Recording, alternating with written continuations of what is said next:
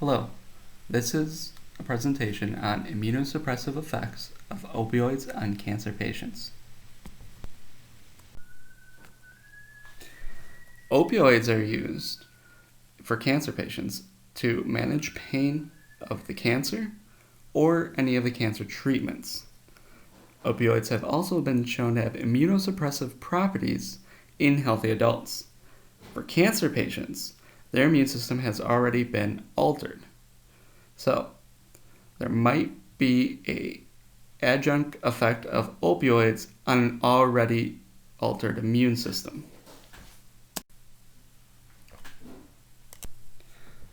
The compromised immune system in cancer patients often comes from immunotherapies, chemotherapies that have negative effects on the immune system.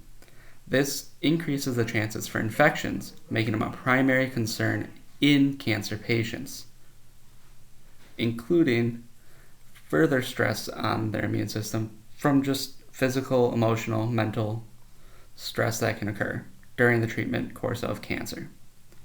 Prevention of infections can reduce the length of stay, number of hospitalizations, and cost of treatment for the patients and the hospital.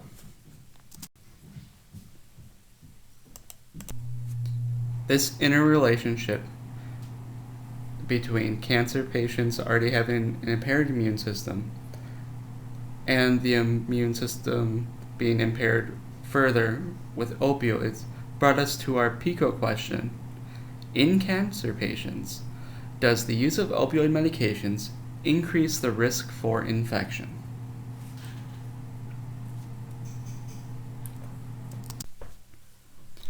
In order to answer our PICO question, a comprehensive literature review was performed.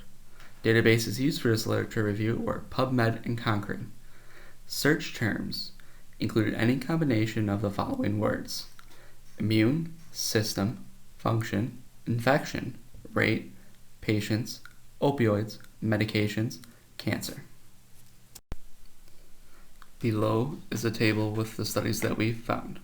Overall, we included 1 systematic review, 7 random control trials, 3 of which were prospective, 1 randomized comparative study, and 2 literature reviews.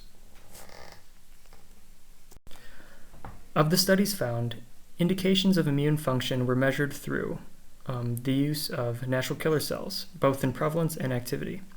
Specific results showed a slight decrease in natural killer cell levels. These were measured by 3 studies: Cho, Kui, and Buckley.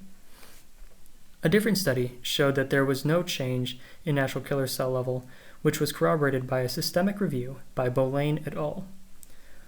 Another study, Lee et al., looked at stress response in post-op cancer patients and found that they had elevated cortisol levels, which could be seen as another mechanism of reducing immune function. Miles et al. Looked at a 5-year post-op window.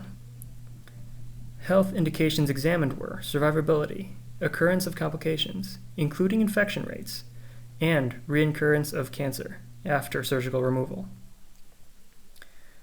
From this, they found an increase in complications for the opioid group. However, this was not found to be statistically significant, though researchers did note that this was worthy of including in the study. Pleen and Ritter stated in their review that there is epidemiological data supporting increased infections among chronic opioid users. Though there is conflicting data that we did mention in the previous slide, it will be evaluated upon in the next one when we can discuss our limitations. Recommendations to nursing practice that we have found from this data gathering include assessing signs and symptoms of infection and sepsis.